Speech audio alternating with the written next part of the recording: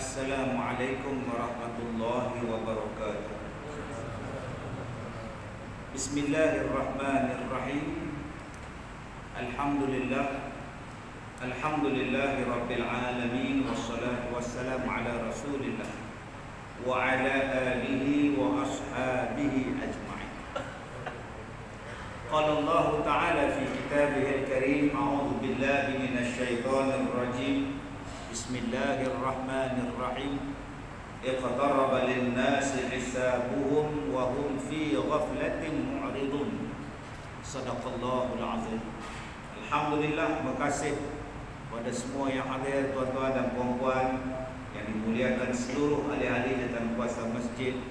Tuan-tuan dan puan-puan, mudah-mudahan dirahmati, diberkati oleh Allah Subhanahu wa taala. Allah Ta'ala mengurniakan kepada kita ni tuan-tuan pelbagai nikmat dan kemewahan, sehinggalah Allah berpesan kepada kita, ya ayuhan nas inna wa'dallahi haqqun wala taghurrannakumul hayatud dunya. Allah pesan kepada kita ni, wahai manusia, sesungguhnya janji Allah adalah benar, maka janganlah kemewahan dunia menipu daya kamu. Allah pesan dalam Quran. Sebab banyak orang yang tertipu dengan kemewahan dunia. Dia jadi lupa, dia jadi bongkak. Bila dia rasa bahawa dia kaya. Dalam surah Al-A'la Allah Ta'ala sebut ar-ra'a mustaghna. Dia rasa, dia tengok diri dia tu dah kaya. Ar-ra'a mustaghna. Bila dah rasa diri tu kaya, maka marilah macam-macam perasaan. Kaya daripada segi apa? Kaya daripada segi umur. Bila dah rasa banyak umur tu, dah rasa dah tak boleh dinasihati. Ataupun kaya daripada segi harta, maka dia rasa dia tak perlu lagi pada yang lain.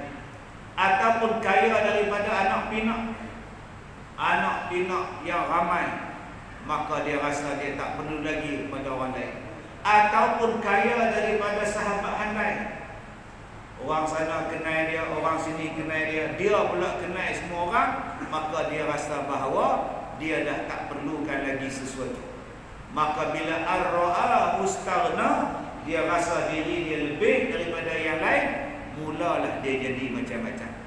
Maka tuan-tuan yang saya hormati, di dalam satu kata-kata ulama yang membicarakan tentang orang yang dah rasa kaya ni, yang membicarakan berkenaan orang yang merasa diri dia kaya, maka kata dia, kau nak buatlah 5 perkara ni, kau nak buat, kau buat.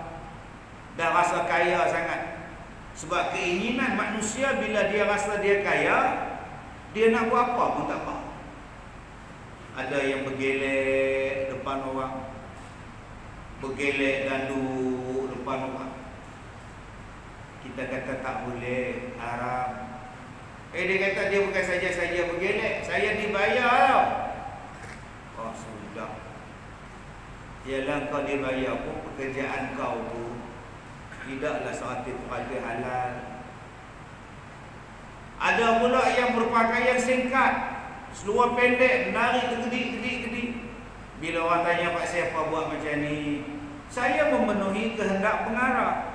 Pengarah yang suruh saya buat macam ni. Ada yang jawab macam ni. Bila tanya pula, kenapa awak mendedahkan aurat awak? Bukankah awak itu dah pakai elok-elok? Bila awak sakit, sekarang awak dah sihat, kenapa awak tanggalkan tudung awak? Saya nak menjadi diri saya yang sebenar. Selama ni saya hanya menjaga hati orang, tapi saya abaikan hati saya. Sekarang saya nak jadi diri saya. Inilah saya. Saya tak nak hipokrit. Wah, banyaknya tuan-tuan. Banyaknya orang. Ada satu orang tua, dia tegur isteri. Isteri awak ni pakaian tak elok. Tak elok pakaian macam ni. Awak jangan kurang ajar dengan isteri saya, okey? Dosa isteri saya tanggung, okey? Wah, lagi dah cakap tuan-tuan. Dosa isteri dia tanggung. Kenapa wujudnya perkataan-perkataan ini, bahasa-bahasa ini? Dan untuk maklumat tuan-tuan, bahasa-bahasa yang saya sebutkan ini berlaku di Afrika, ya, bukan di sini tuan. Bukan, ya, di Afrika. Sebab ar-ra'a mustaghna. Bila dah rasa diri tu hebat, tak payah. Maka ulama-ulama mengatakan kepada alaikum bi khamsi khisalin fa'maluha. Kalau kau nak buat 5 perkara ni, kau buatlah. Kau dah rasa hebat, kau dah rasa kaya, kau dah rasa berkuasa, kau buatlah. I'budullah biqadri hajatikum ilaihi. Nombor 1. Apa benda yang kita terpulanglah pada kita, apa nak buat? I'budullah biqadri hajatikum ilaihi. Beribadatlah kepada Allah sebanyak mana kamu rasa kamu perlu kepada Allah. Sebanyak mana yang kita rasa kita perlu pada Tuhan. Silakan, banyak mana kau nak beribadat, pulang. Ada orang yang rasa dia tak perlukan Tuhan banyak.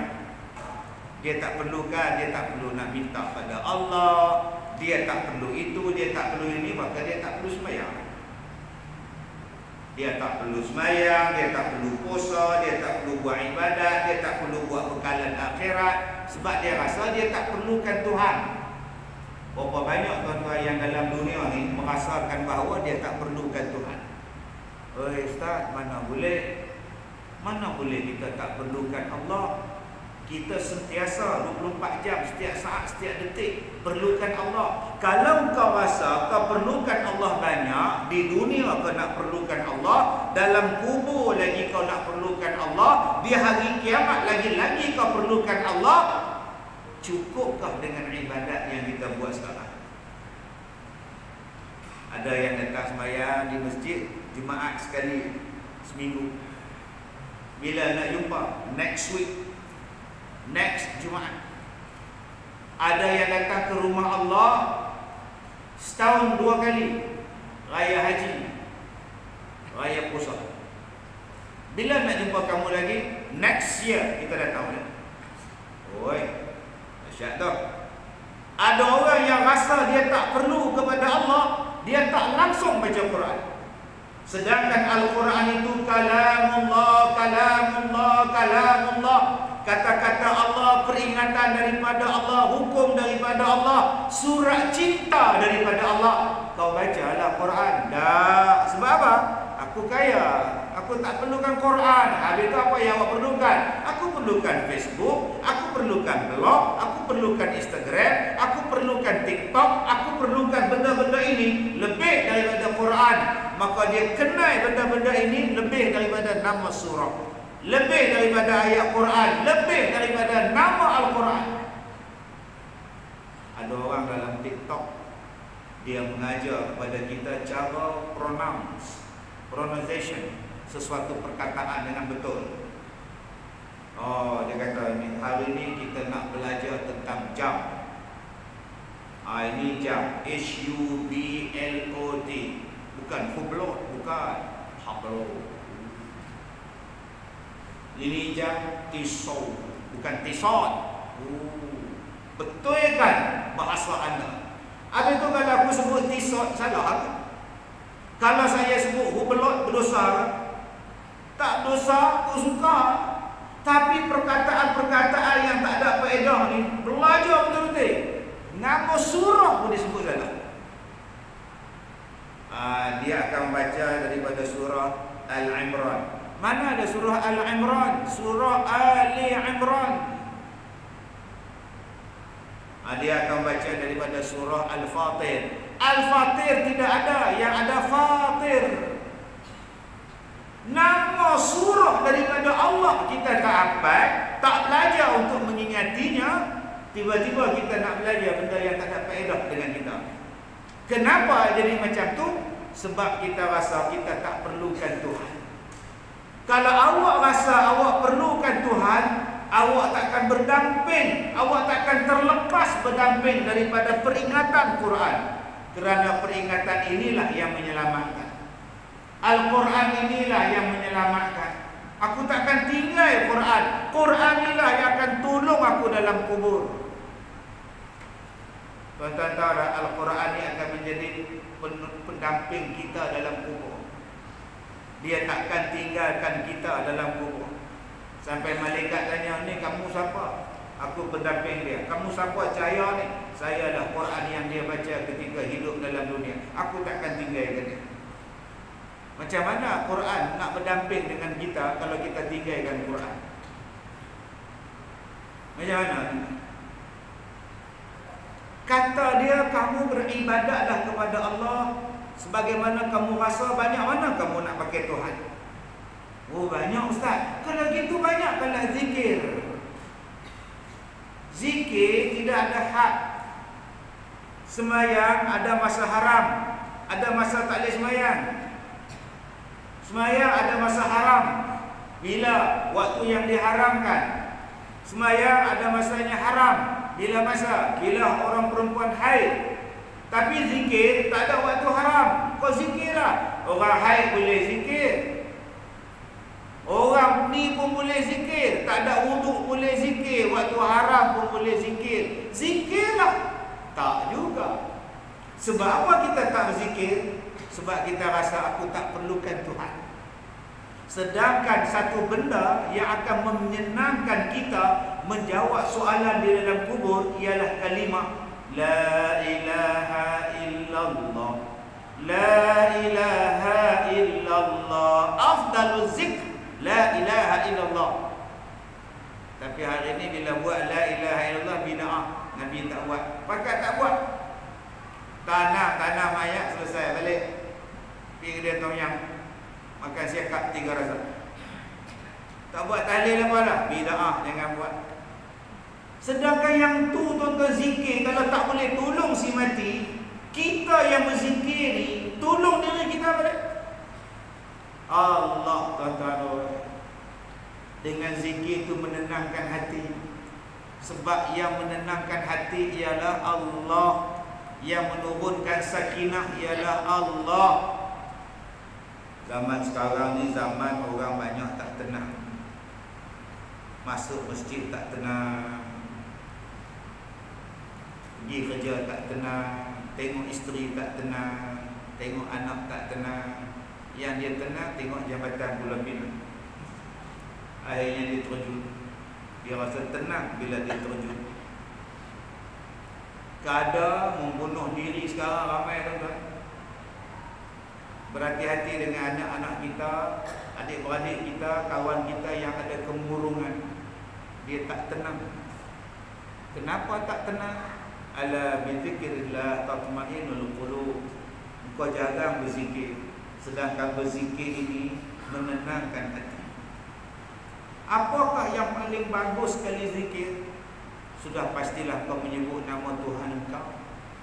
Allah, Allah, Allah.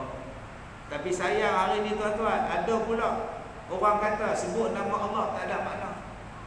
Allah, Allah, Allah, Allah tu apa? Bodohnya, Allah tu Tuhan lah. Boleh pergi tanya pula Allah, Allah, Allah tu apa? Allah Tuhan aku, Tuhan kamu. Apa salah sebut nama Allah, Allah, Allah, Allah, Allah? Berapa banyak ayat dalam Quran yang menyebut allazina yazkurullaha qiyaman wa qu'udan wa 'ala junub. Orang yang sebut nama Allah, sebut nama Allah waktu dia berdiri, waktu dia duduk, waktu dia berbaring. Dia sebut nama Allah. Hari ini ada orang kita sebut nama Allah tak ada faedah. Habis itu yang sebut Cristiano Ronaldo ada faedah. Yang sebut Messi ada faedah. Sebut nama Allah yang maha mulia kita tak ada faedah. Sedangkan yang tu lah tuan-tuan, sebut nama Allah, Allah, Allah, Allah. Masya Allah, susah. Suhu hara zaman sekarang ni tuan-tuan. Sebut nama Tuhan sendiri tak ada faedah. Lepas tu nak sebut nama siapa? Siapakah nama yang paling bagus sekali dalam dunia seluruh alam ni? Sudah pasti nama Tuhan kita. Takkan kita nak kata tak ada faedah sebut. Maka orang yang rasa dia perlukan Allah banyak, maka banyaklah ibadat dia akan buat. Dia banyak perlukan Tuhan, sebab tu dia rajin sedekah. Dia rajin sedekah sebab apa? Sebab dia rasa dia nak perlukan Tuhan. Sebab dengan sedekah ni tuan-tuan, Allah Ta'ala melepaskan siksa kubur. Berapa banyak orang yang lepas siksa kubur dengan amalan sedekah. Berapa banyak tuan-tuan orang yang nak mati, bila nak mati dia minta pada Allah, tangguhkan mati aku. Surah Al-Munafiqun ayat 10. Laula akhartani ila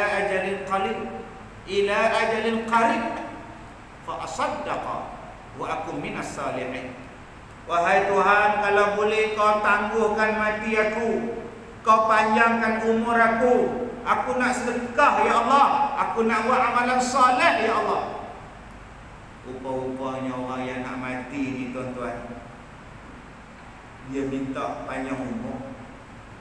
Yang ni yang kita tak tahu. Yang kita tahu dalam TV, bila nak mati elok je dia ucap. Siap pesan lagi kalau mak mati, kau kahwinlah dengan anak Haji Bakir. Mati. Senang dia mati. Padahal mati tu satu benda yang besar. Tak apa benda yang dia tengok waktu dia nak mati, hanya kita saja yang nak mati tahu.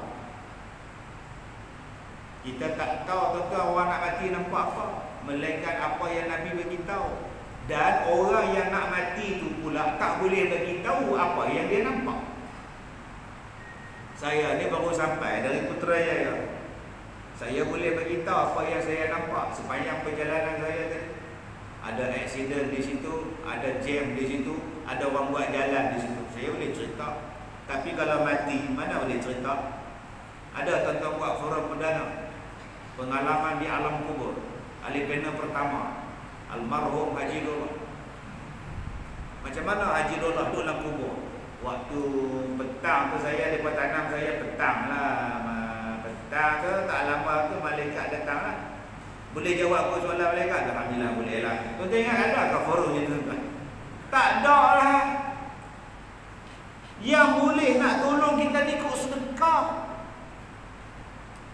Tapi bila tanya sedekah, Tuan Haji tak buat ke korban tahun ni?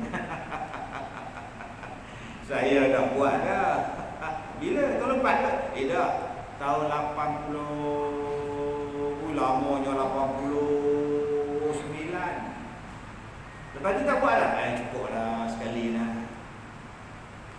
Cuba ajak makan. Tuan Haji jemput makan tu Haji. Minta maaf saya dah makan dah. Bila tu Haji? Tahun 80. Bak darah pun tiap hari. Buat korban tahun 80 pun dia ingat. Apa salahnya kau buat korban tiap-tiap tahun? Yang salahnya buat korban tiap-tiap hari. Itu salah kau. Korban setahun sekali ya, waktu korban pun orang berkira tuan-tuan, bayangkan. Tapi nak mengharap pada Allah, tapi berkira dengan Allah, bersedekah, mengira waktu nak mati nanti, panjangkan umur Tuhan, aku nak sedekah. Anak yatim kita tak tolong, fakir miskin kita tak tolong, masjid kita tak tolong. Tuan-tuan yang saya hormati, kalau awak rasa bahawa awak perlukan Allah, berapa banyak kita yang bangun sembahyang malam? Allah katakan qumil lail, bangunlah sembahyang malam. Aku berhajat pada Allah. Tuan-tuan ingatlah dulu ada pusat rawatan. Pusat rawatan Darul Syifa di Bangi. Tuan-tuan ingat tak? Nak ambil nombor giliran, nak jumpa dengan almarhum Tuan Guru.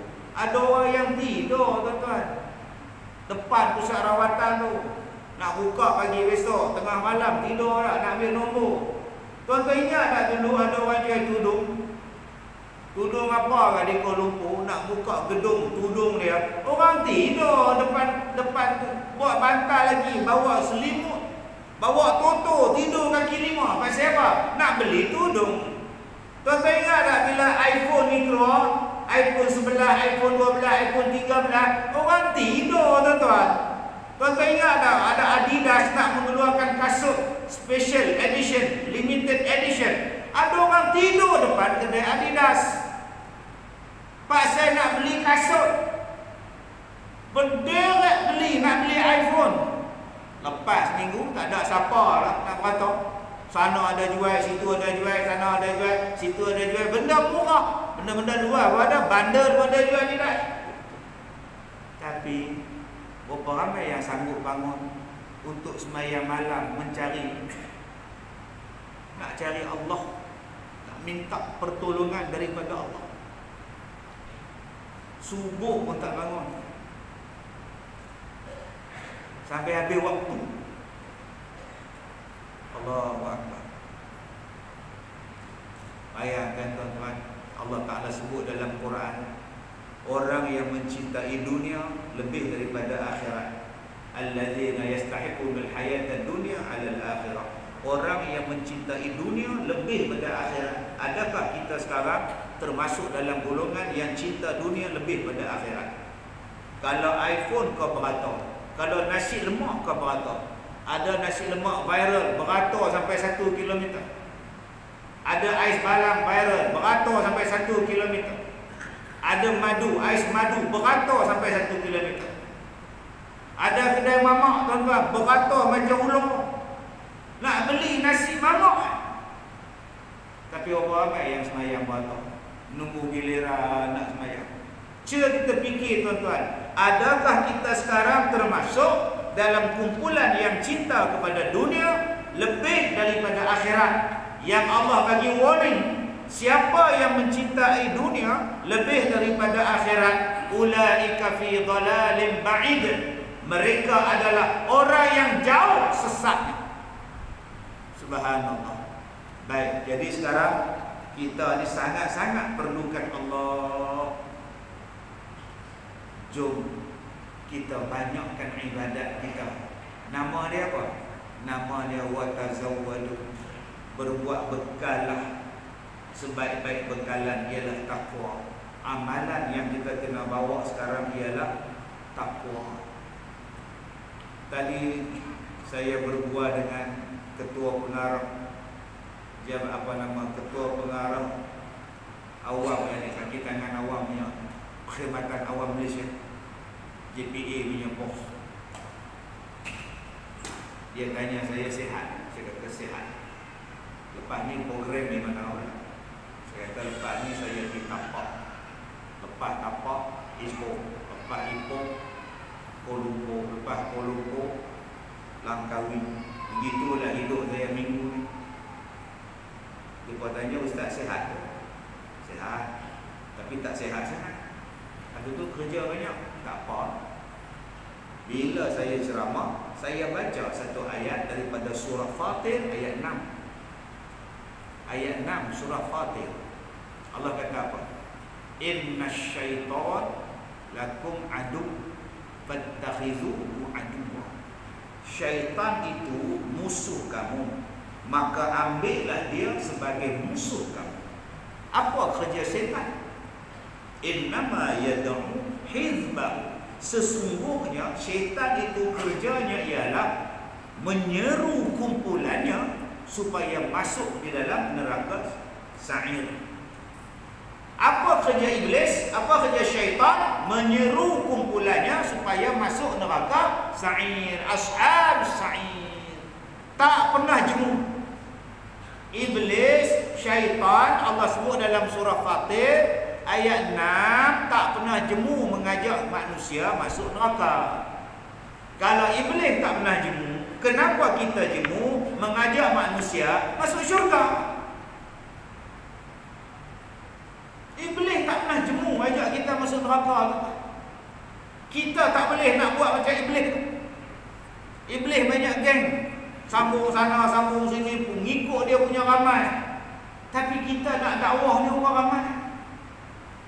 Berapa ramai nak dakwah supaya orang jadi baik. Bila kita nak tegur isteri kita, tutuplah orang. Alah dia tu bagi piah 2 hari cakap banyak. Diam. Kita nak tegur bos kita, bos haram ni bos, kau diam. Gaji kau tu pun aku bayar. Diam kita. Iblis tak macam tu tuan-tuan. Iblis dia tak kenal jemu. Dia tak kenal jemu. Dia tak kenal letih. Sampai kita nak mati, masih lagi dia dakwah. Untuk apa? Untuk ajak kita masuk neraka sa'ir. Allah sebut dalam surah. Jadi takkan kita nak mengalah dengan iblis?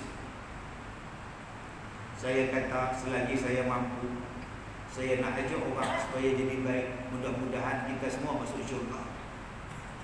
Mudah-mudahan saya masuk syurga, hak dengar tu pun masuk syurga. Bila kita cakap macam tu, ada pula ustaz cakap, kita ni kalau nak buat ibadat, janganlah minta syurga. Sudah.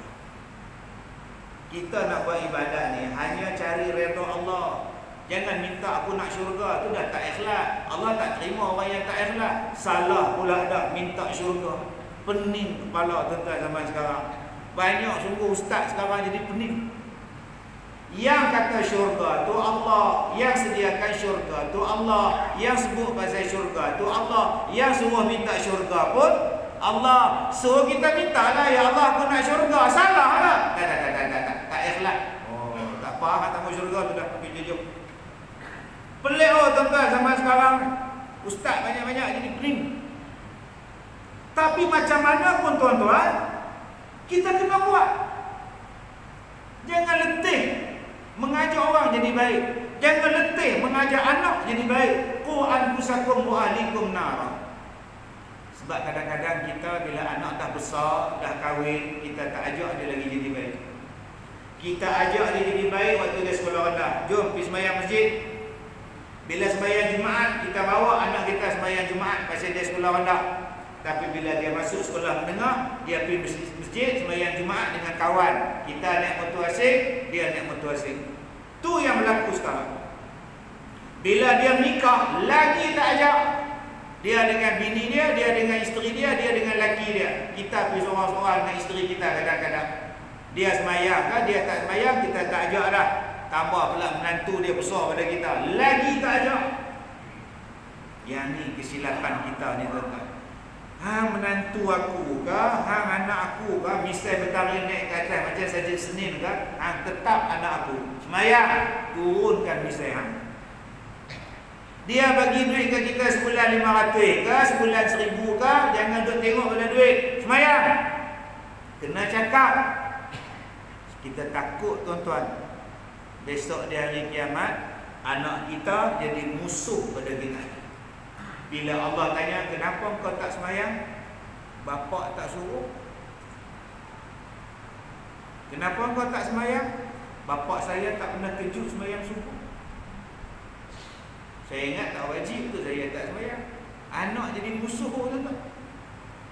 Pasal apa kau tak baca Quran?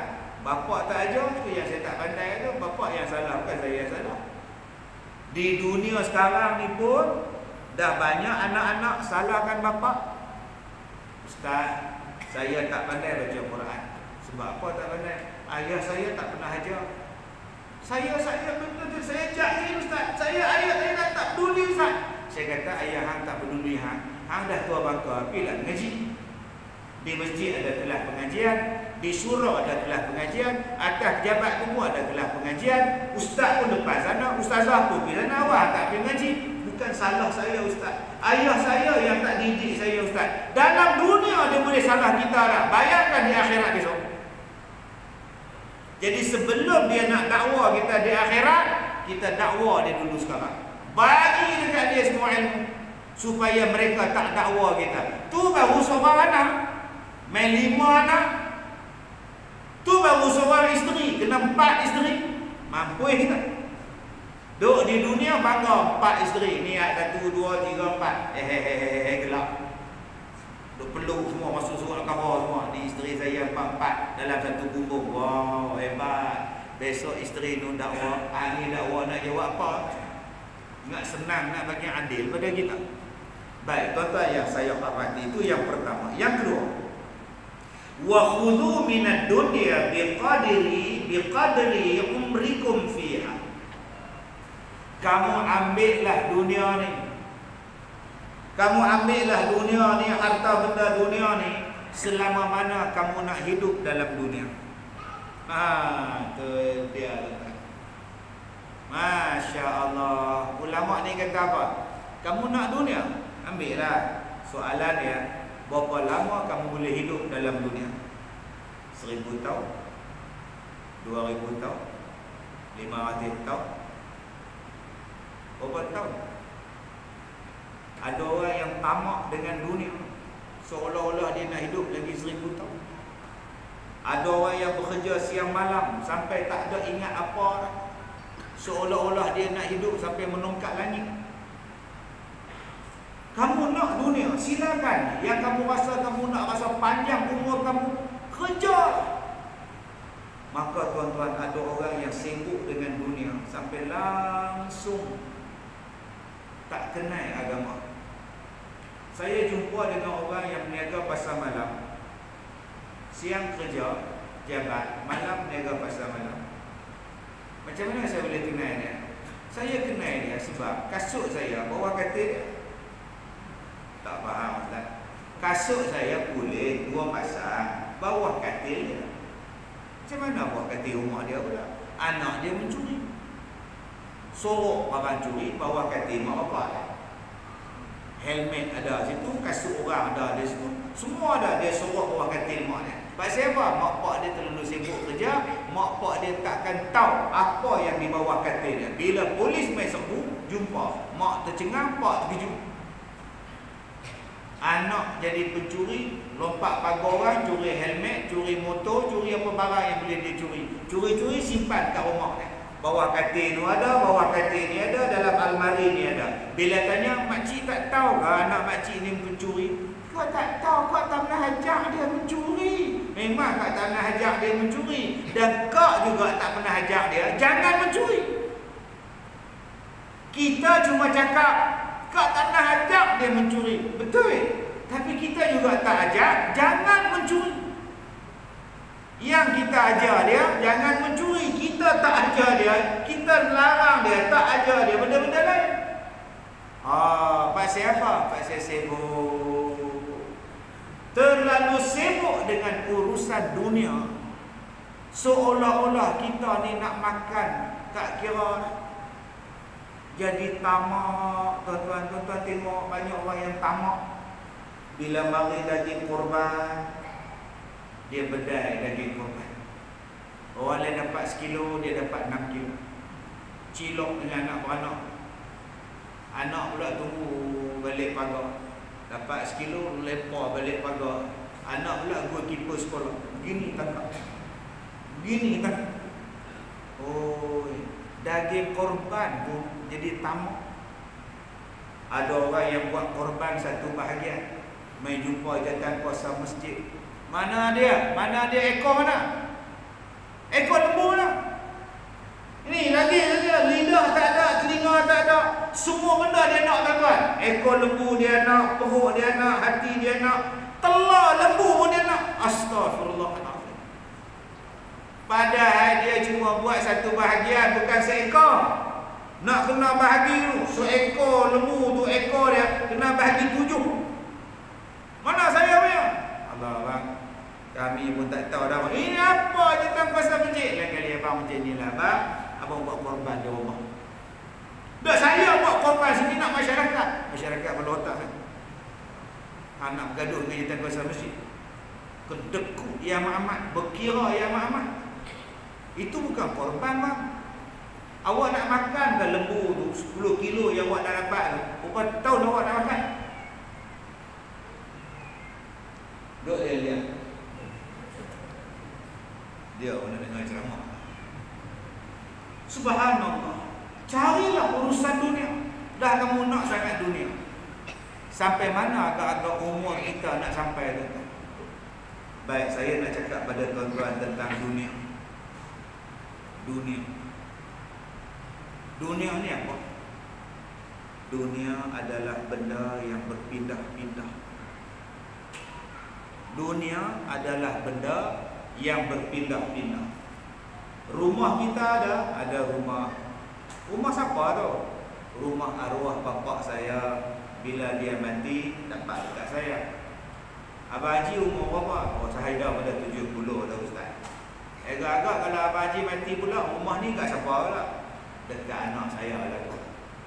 Besok anak tu Haji, rumah ni nak dapat kat siapa pula? Tak tahu lah Ustaz, kita pun tak tahu. Kita tak tahu tuan-tuan harta kita nak pergi ke mana. Itulah nama dia dunia. Dia pindah orang sana, dia pindah orang sini, dia pindah. kadang-kadang harta kita tu dia pindah pada orang yang bukan adik-beradik kita. Ni rumah saya, Ustaz. Oh, tapi sekarang bukan dah, saya jual dah. Ustaz, ni rumah arwah suami saya, Ustaz. Tu kenapa makcik tak duduk? Dapat dekat anak saya. Oh, anak saya dapat. Anak saya kahwin, anak saya mati pula, Ustaz. Dapat kat menantu saya. Oh, habis tu kenapa tak masuk rumah menantu? Menantu apa? Menantu saya tu pula kahwin dengan orang lain pula. Oh, menantu tu pula mati, dapat dekat laki dia baru pula. Yang tak kena mengena dapat rumah laki kita, tuan-tuan. Tuan-tuan perasan tak? Yang tuan-tuan nak bangga harta tu, yang kita susah payah cari duit siang malam, buat loan siang malam tu, rupa-rupanya kadang-kadang rumah kita dapat kat besan kita yang tak pernah tolong bayar loan pun. Kita ada anak, nikah dengan anak dia. Anak kita jantan, anak dia perempuan, nikah. Okey. Suami kita ni mati, tinggal isteri. Isteri dapat harta, anak laki-laki kita pun dapat harta. Tak lama lepas tu, anak laki-laki ni pula mati, dapat dekat madu, dapat dekat menantu dengan anak-anak cucu kita. Sekarang yang duk bawa kereta kita, besan kita. Yang tak pernah bayar loan kereta. Yang duk tidur rumah menantu kita, besan kita. Yang tak pernah kerja siang malam nak bayar loan. Tak lama lepas tu menantu kita menikah lain. Jantan mana tak tahu sekarang duduk dalam rumah arwah suami kita, tidur di sebelah menantu kita, bekas menantu kita, atas tilam kita, dalam bilik tidur kita. Itulah harta dunia yang tuan-tuan nak megah nak siapa. Harta yang kita ada ni belum tentu dekat kita. Tu pun kita duk pulun, tuan-tuan. Tetapi ada satu benda yang boleh menjadikan harta kita ni boleh tolong kita. Nama dia apa? Nama dia wakaf. Ini dia iklan saya dalam radio setiap hari. Kena jemur suara saya. Bersama dengan saya, Ustaz Kazim Ilyas. Berwakaflah dengan ASNB. Tuan-tuan ada harta, jom wakaf. Ada bahagian yang kita simpan untuk anak kita, ada bahagian yang kita simpan untuk isteri kita, untuk suami kita, ada bahagian yang kita khaskan untuk kita di hari kiamat. Dan saya pesan pada tuan-tuan yang mana ada anak, sebab rajin dia bagi hibah. Dia bagi hibah siap-siap kat anak-anak dia, senang Ustaz. Oi, kalau saya mati nanti, anak-anak tak berebut dah. Oh ya ke? Tu macam rumah saya dekat Tapah Road tu ada dua ni, satu dapat anak sulung. Oh, yang rumah saya dekat Lumbuk Katak tu satu Ustaz, bagi anak nombor 2. Oh, rumah nombor 3 jalan pergi Kuala Lumpur tu dapat anak nombor 3 lah. Rumah saya atas bukit tu dekat lepas ada hospital tu Ustaz, bagi rumah nombor 4. Oh, bagus. Ni Taman Brown ni siapa semua ni nombor 5 ni rumah saya lah. Saya bagi anak bongsu saya, tukar nama, siap-siap Ustaz, senang. Esok kalau kami mati Ustaz, tak berebut lah. Dia tukar nama ke anak-anak dia siap-siap. Dia kata dekat anak bongsu dia, sementara mak dengan ayah hidup, mak nak tumpang lah duduk rumah ni. Duduklah mak, saya duduk Kuala Lumpur, saya tak duduk sini dah. Tiba-tiba bank hantar surat, tiba-tiba bank main sita rumah kita. Sila keluar, rumah ni dah dilelong, pasal saya tak dapat bayar loan. Kita tanya, saya tak nak buat loan. Betul pakcik tak nak buat loan, tapi anak ni nama apa? Ini anak saya lah. Ini loan atas nama dia, dia jaga rumah. Jadi dia tak lepas bayar, pakcik sila keluar. Nampak? Tuan-tuan nak duduk lah. Anu bagi dah, ni bagi. Yang nu jual nombor 2, jual ke orang lain, nombor 3 pergi lelong apa tak. Tu yang datang ke sekolah saya, bawa isteri, bawa beg. Ustaz ada pondok. Kenapa? Bagi pondok kami, suami isteri nak duduk. Rumah tak ada lah, tak ada orang tak bagi ke anak, anak pula hantu. menantu pun hantu. Sebab tu saya nasihat pada abang-abang akak-akak ni, jangan duk bagi semua, simpan sikit dulu untuk diri sendiri. Ni maramah bagi semua, rantai labuh bagi semua, cincin bagi semua. Bila kita sakit, seorang pun datang. Tak datang tengok lah hospital tapak. Tak datang hospital telefon, doktor telefon, ni ayah awak dah boleh ambil, dah discharge. Tak angkat telefon, letak tak angkat. Sebab dia tak mau ambil ayah dia, ambil duduk di rumah, tak mau. Yang saya cakap ni tuan-tuan, pengalaman saya. Saya jaga orang tua-tua beratus-ratus, bukan puluh beratus, bukan setahun, 16 tahun saya jaga. Bila mak sakit, bapak sakit, mai tengok, tak datang, tobat lahum tak datang. Mak masuk hospital, ayah masuk hospital, mai tengok, tobat lahum tak datang. Barang mak ni satu urat pun tak ada. Satu urat tak ada, rantai tak ada, cincin dia bagi habis kat anak menantu. Bila dia sakit, seorang anak pun tak datang tengok. Nak datang tengok apa? Barang mas tak ada, rumah tak ada, tanah tak ada, apa untung pada aku? Ni anak zaman sekarang. Saya nasihat tuan-tuan, ambillah harta, silakan, tapi pastikan harta itu digunakan untuk tolong kita di akhirat. Jangan tuan-tuan, anak-anak kita, saya tak kata minta maaf anak-anak tuan-tuan baik-baik belaka. Ni anak-anak di Afrika ni tuan-tuan. Kadang-kadang anak tu baik, menantu tu pula hantu tuan-tuan. Dia buat bisnes, dia suruh anak kita buat loan. Dia buat bisnes, dia suruh jagakan tanah pada alung, jagakan rumah pada alung. Lebuh rumah kita tuan-tuan. Jadi saya harap tuan-tuan kena simpan juga satu-satu benda, satu-satu harta yang biarlah lepas kita mati faraid menyelesaikannya. Sekurang-kurangnya mereka balik bila kita sakit, mereka ambil tahu bila kita sakit.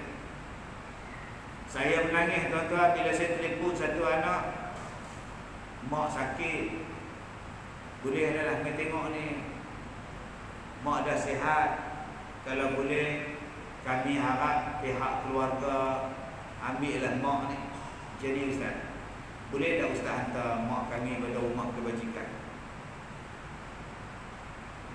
Saya kata tak boleh sebab mak ada waris. Jabatan tak mau ada waris, tak mau. Okey macam ni, ustaz cari rumah kebajikan yang swasta. Bayar pun tak apa, kami bayar. Saya cari dapat sebulan 1,600. Terima kasih ustaz. Ustaz tolong pergi hantar, nanti kami akan uruskan yang lain. 1,000 sebulan, 1,600 sebulan. Langsung dia tak ambil, kita kena hantar mak dia rumah jagaan. Bila saya jaga pergi hantar tuan-tuan, rumah jagaan harian orang tua ni, orang bukan Islam. Nyonya, apek nyonya. Saya kata macam ni nak makcik, jom duduk sekolah saya. Tak apa, saya belum. Tak gamak saya nak makcik ni duduk zikir setiap hari, baca Quran setiap hari, sembahyang malam setiap malam. Makan siapa masak? Alai kata alai, jualan dengar. Saya tak gamak nak sumbat benda haram ke, benda syubhah ke, kita tak tahu halal tak halal, kita akan pergi ke dapur dia. Bawa balik ke sekolah kan, sampai mati. Sampai mati kan, putih kaki kena potong. Macam mana? Saya ambil nurse, bayar sehari berapa puluh nak cuci luka dia, cuci kaki dia sampai mati orang tu. Jadi saya nasihatlah, ada harta simpan-simpan juga buat denok. Okey, kalau anak kita baik, alhamdulillah, syukur pada Allah Subhanahu wa taala. Baik, kemudian wa aznibullah biqadri taqatikum ala azabih. Baik, kamu nak buat dosa, silakan. Kamu nak buat maksiat, silakan. Buatlah selagi mana kamu rasa kamu boleh tanggung azabnya. Silakan. Kalau kamu boleh rasa nak boleh tanggung azab Allah, buatlah maksiat. Kalau boleh tahan api neraka, buatlah.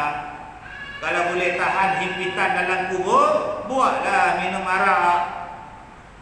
Kalau rasa boleh tahan soal jawab dalam kubur, minumlah arak, silakan. Kalau boleh kautim dengan munkar dan nakir, silakan. Adakah kita boleh kautim munkar dan nakir? Tuan-tuan ingat munkar nakir ni bodoh. Kita pula pesan, bila mayat dikebumikan, pastikan setiap hari 2 orang duduk atas kubur baca Quran. Sampai berapa hari tak apa, kita bayar. Saya orang kaya, kita bayar. Sebab selagi mana ada orang atas kubur, malaikat tak mari. Tuan-tuan ingat malaikat bodoh je tu. Malaikat muka nakir duduk dalam kubur, duduk tengok macam mana muka. Dia orang tak balik lagi, ada lagi. Habis tu macam mana? Rehatlah, tunggu dia orang balik menung. Sampai bila nak tunggu ni? Dia orang ada lagi lah. Tak balik-balik kubur ni. Tuan-tuan ingat muka nakir macam tu kan? Tuan-tuan daripada tengah pergi ke pintu 7 langkah. Daripada tengah masjid ni pergi ke pintu 7 langkah. Cuba kira berapa minit? Tak sampai seminit. Begitulah bandingan dia. Bila kau masuk dalam kubur di kampus, tak sampai seminit malaikat sampai. Bukan maknanya semua orang balik baru malaikat datang. Bukan. Maksud 7 langkah tu ialah selama mana 7 langkah awak beredar, datanglah malaikat. Maknanya sekejap. Bukan maknanya kalau orang tu tak balik, malaikat tak datang. Allah, tak ada kerja kita ni. Ramai nak tunggu ni. Aduh. Doa. Dia peduli apa dengan kita? Kerja dia tanya orang mati. Dia bukan peduli kita hantar hang balik rumah lepas ni, hang pula aku tanya. Yang aku nak tanya sekarang ni. Kalau kita boleh rasa dengan himpitan kubur tu, silakan bergaduh, putus silaturahim. Bukankah dikatakan kepada kita, di antara benda yang menjadikan kita diluaskan kubur ialah menyambung silaturahim. Kalau rasa-rasa tak mau kubur tu luas, putuskan silaturahim. Silakan. Dengan orang sana tak cakap, dengan orang situ tak cakap, dengan orang tu bergaduh, dengan orang ni bergaduh. Kamu ni boleh rasa ke, boleh tahan ke dalam kubur? Kamu boleh hidup ke dengan sempit kubur nanti? Kamu boleh tahan ke? Saya boleh, tak apa, saya tangguh. Saya tak cakap dengan orang pun tak apa, saya bergaduh dengan orang pun tak apa, janji saya puas hati. Dalam kubur saya tangguh. Silakan. Kita duduk dalam bilik yang sempit pun kita seksa. Kita terkurung pun terseksa. Bayangkan kau duduk dalam kubur sempit, kau boleh cakap, tak apa, saya boleh tahan. Walaupun putus silaturahim, saya boleh tahan dalam kubur. Silakan. Tuan-tuan, sehari 1 titik kita minum arak, 40 hari ibadat kita tak diterima.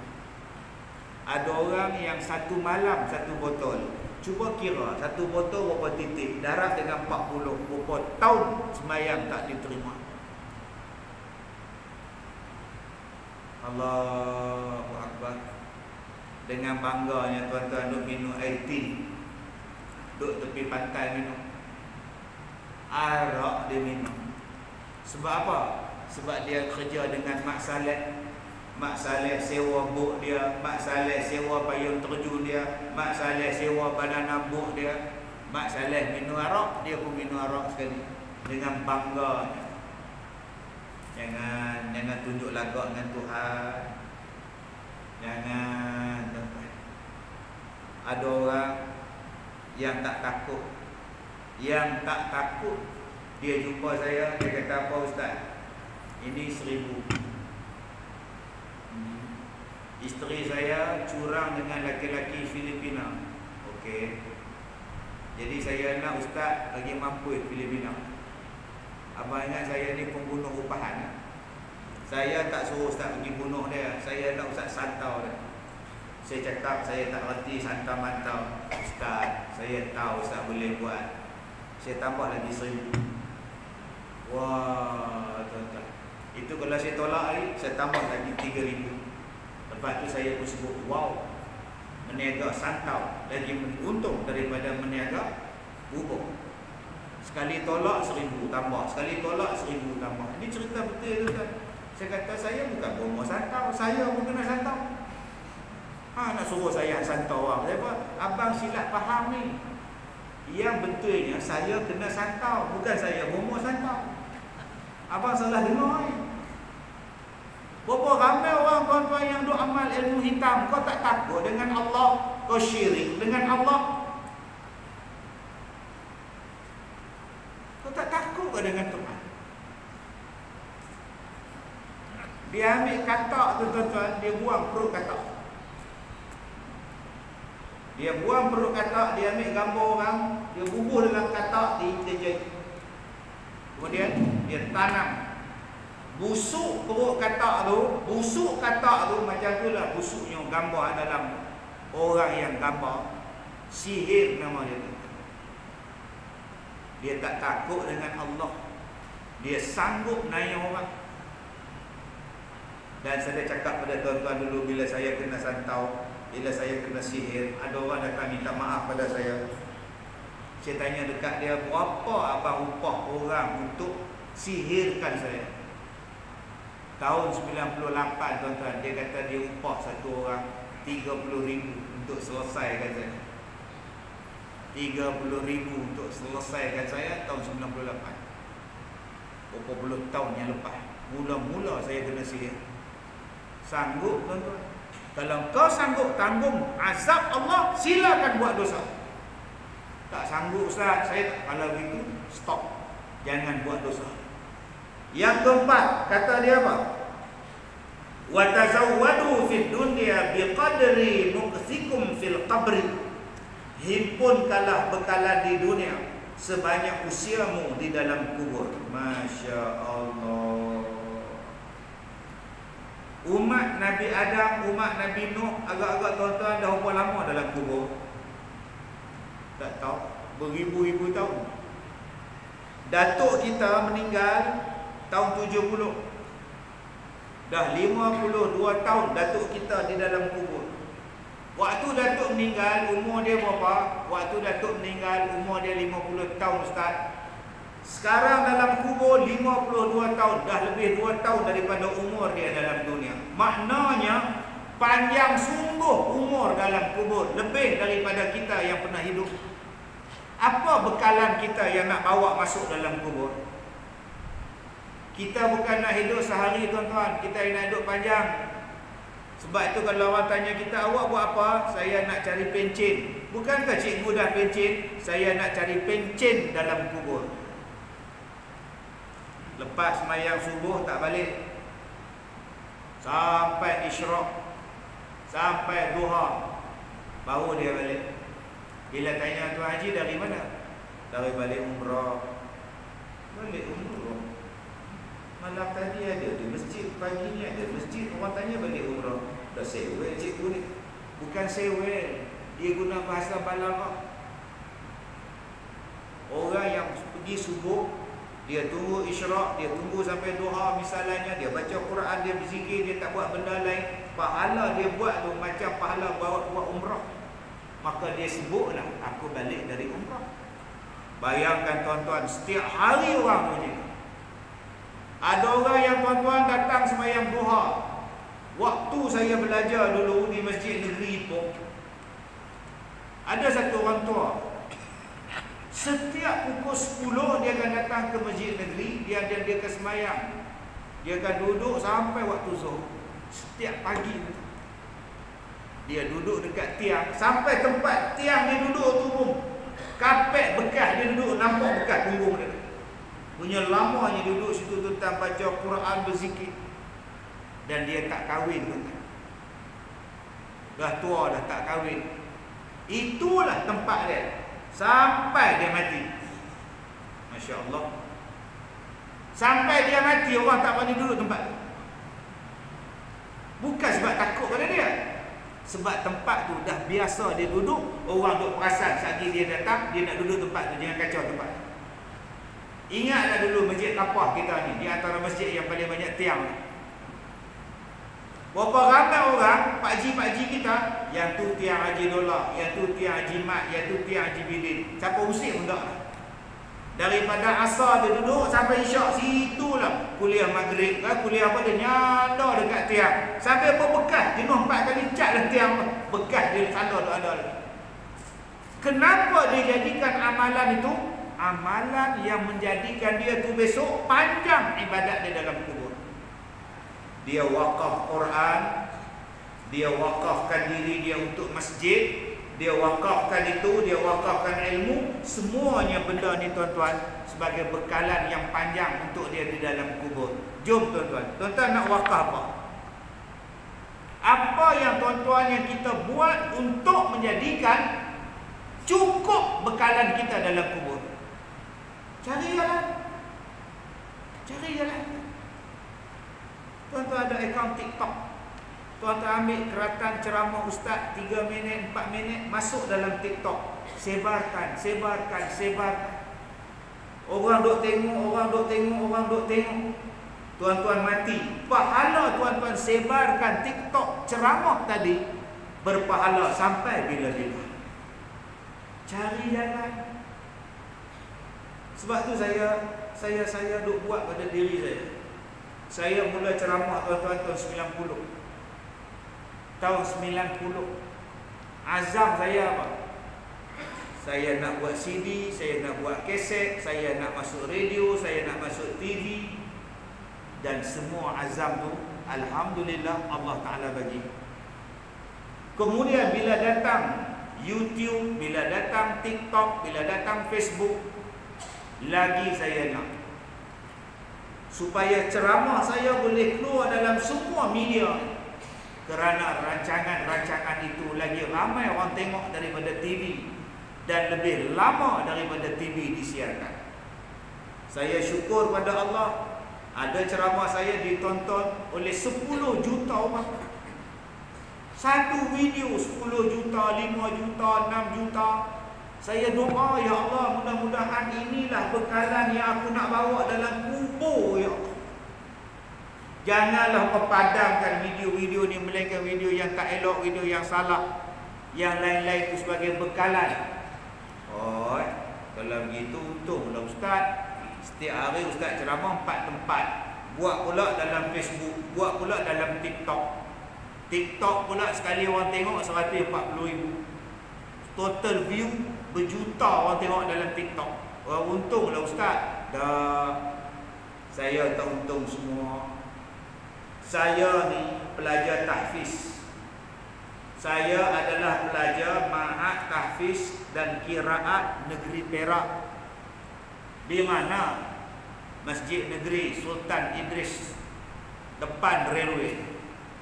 Asrama di mana? Asrama di Pejabat Tabung Haji, Jalan Ku Congkong. Sekarang ni Tabung Haji tu, bangunan Tabung Haji tu asrama saya dulu. Pelajar-pelajar tahfiz. Belajarnya di mana? Belajarnya di Masjid Negeri. Berjalan ke IPK, IPD, polis tu, pusing ke bawah Masjid Pakistan tu, naik ke atas. Itulah saya belajar menghafaz Al-Quran. Berapa tahun? 3. Dapat duit tak? Dapat beasiswa. Beasiswa apa? Jabatan Agama Majlis Agama Islam. Berapa ringgit? RM250 sebulan. Mak bagi tak? Saya kata dah ada duit, mak tak payah bagi lah mak. Cukup 250 ni. 250 ni RM150 duit makan, RM100 duit poket. Cukup mak, cukup mak, tak payah fikir lah. Saya nak hafal Quran. 3 tahun tamat 30 juzuk, saya mula belajar. Saya mula mengajar di Tualang Sekah, di Ma'had Tahfiz Tualang Sekah tahun 93. Lepas tu menikah, sambung lagi belajar. Ulang belajar di Kuala Lumpur. Jadi tuan-tuan, bila saya mengajar ni, daripada tahun 90, saya dah ceramah dah. Sampai sekarang 2022, berapa juta orang dengar ceramah. Berapa negara yang saya pergi? Juta. Adakah pahala dapat pada saya saja? Tak. Habis itu pada siapa? Saya dapat beasiswa 250 adalah duit zakat. Soalan dia, duit zakat apa? Duit zakat tuan-tuan yang duk bayar zakat. Maka bila tuan-tuan bayar zakat, bila tuan-tuan berzakat, pahala tu sampai pada asnaf. Bila asnaf tu bermanfaat pada orang lain, pahalanya pun dapat pada tuan-tuan.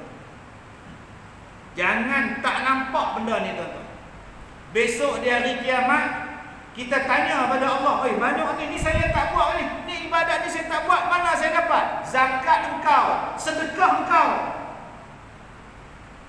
Banyak amalan yang kita tak buat di hari kiamat, kita dapat pahala. Sebab apa? Salah satu yang saya sebutkan tadi. Sebab tu tuan-tuan jangan kedekut bayar zakat.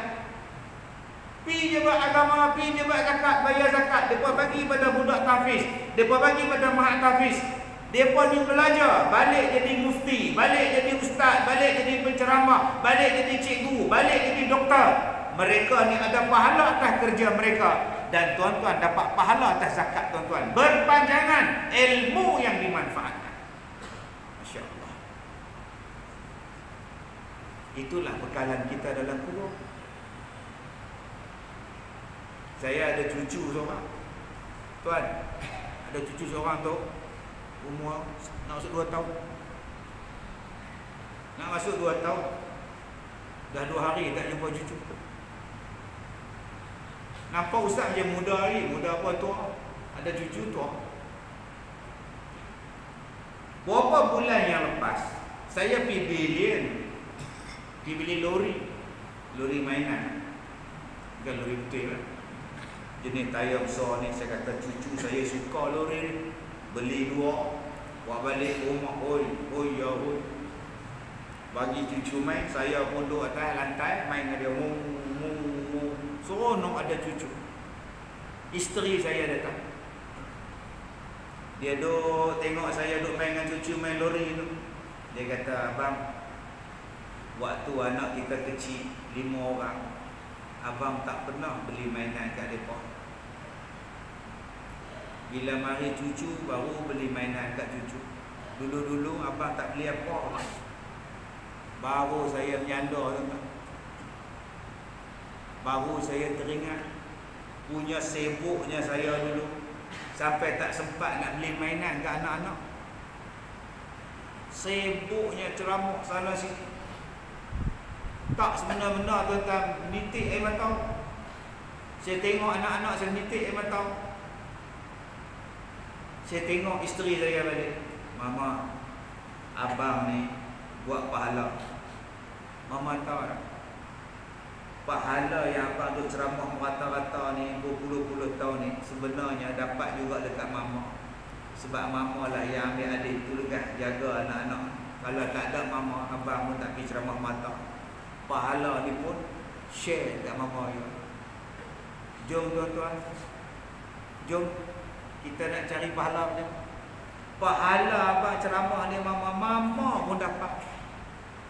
Bila saya sebut macam tu dalam ceramah, ada satu orang yang jumpa saya, ustaz, boleh tak share pahala tu dengan saya juga? Astagfirullahaladzim. Satu perempuan dia kata, ustaz, share lah pahala tu dengan saya. Saya tengok muka dia tak apa lah makcik, tak payah makcik. Umur 60 lebih. Tapi kalau 26 tu, insyaAllah saya faham, tak faham juga. Yang ketiga tuan-tuan, yang terakhir tuan-tuan yang saya hormati, wa'malu lil jannati biqadri ma turiduna fihal maqam. Kamu beramalah dalam dunia ni setakat mana yang kamu nak maqam yang macam mana dalam syurga. Apa jenis syurga yang kamu nak? Silakan ibadat sekarang. Nak syurga paling tinggi, nak syurga paling rendah, buatlah amalan setakat mana yang kita nak. Depan sana ada kereta kancil. Depan sana tu tuan-tuan ada kereta Mercedes-Benz S400 hybrid. Yang tu pula ada kancil. Siapa nak? Abang pilihlah, nak kancil ke nak Mercedes? Tak tahu kalau tuan-tuan pilih kancil. Depan sana ada Wira satu 1.3, satu lagi Wildfire satu 3.5 Royal Launch, Siapa nak ambil free je, abang pilih je. Nak Wira ke nak Royal Lounge? Obat lahum tuan-tuan nak Royal Lounge. Tuan-tuan tahu Royal Lounge dulu ada berapa juta? 1.2 juta. Lexus. Saya pergi tengok, pergi kedai kereta saja, buat tepuk panjang, nak tengok macam mana kereta harga 1.2 juta. Kita ni mampu tengok je lah. Dalam dia ada peti air. Oh, peti air. Boleh buat aiskrim ni je. Dalam dia ada televisyen. Oh, kursi dia pula boleh nguruh. Toki tu kawan saya, India tu. Naiklah. Saya pun nak, boleh nguruh. Belilah satu Datuk. Tak apa, boleh beli. Saya kata, you bayar lah hutang, saya tak mampu. Wah, canggih gila. Patutlah 1.2 juta. Kalau dibagi pilih antara yang ni dengan yang ni, baik aku pilih yang ni. Takkan syurga tuan-tuan cakap, tak apalah Ustaz, saya ambil hak bawah sekali, sudahlah Ustaz. Takkan nak cakap macam tu. Yang dalam dunia ni pun, nak rumah banglo ke nak rumah teres? Mesti banglo. Nak nombor 1 ke nak nombor 10? Mesti nombor 1. Takkan di hari kiamat tuan-tuan kata, biarlah syurga yang paling bawah pun tak apalah. Kita duduk dalam syurga tu pun, silap aku tak buat ibadat. Kalaulah aku buat ibadat lagi bagus syurga untuk aku, pun rasa menyesal lagi tuan-tuan. Sebab tu, jom kita pulun betul-betul untuk cari syurga Allah. Tingkatan tertinggi nama dia Jannatul Firdaus. Dan Allah bagi pada kedudukan kita ni tuan-tuan, semuanya layak masuk syurga.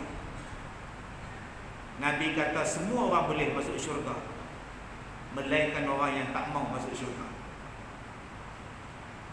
Ulang balik, semua orang boleh masuk syurga, melainkan pada orang yang tak mau masuk syurga.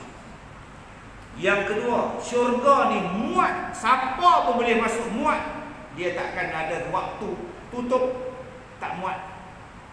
Masjid kita ni tuan-tuan, tambah lagi 500 orang penuh.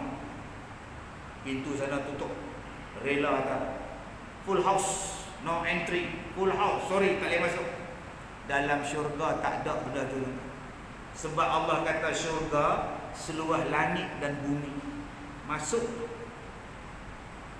Masjid ada had, syurga memang masuk, muat.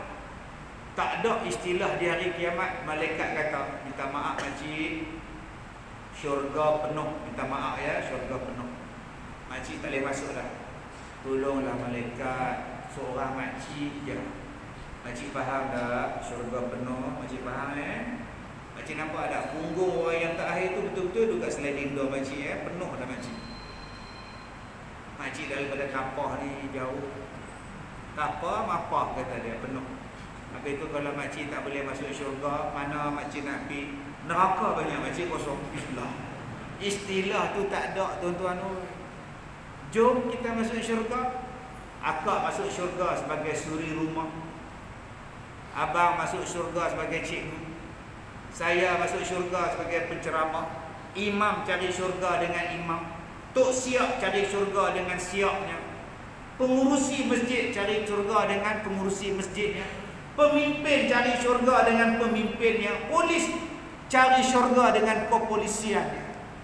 Semuanya terbuka, terbentang luas. Selagi mana halal, buatlah sungguh-sungguh. Mudah-mudahan Allah ganti kesusahan kita ketika hidup dalam dunia ni tuan-tuan dengan ganjaran syurga. Jadi saya ucapkan terima kasih kepada semua yang hadir. Terima kasih yang menjemput saya. Minta maaf jika terkasar bahasa. Kita jumpa lagi di lain masa insya-Allah. Wabillahi taufiq wal hidayah. Assalamualaikum warahmatullahi wabarakatuh.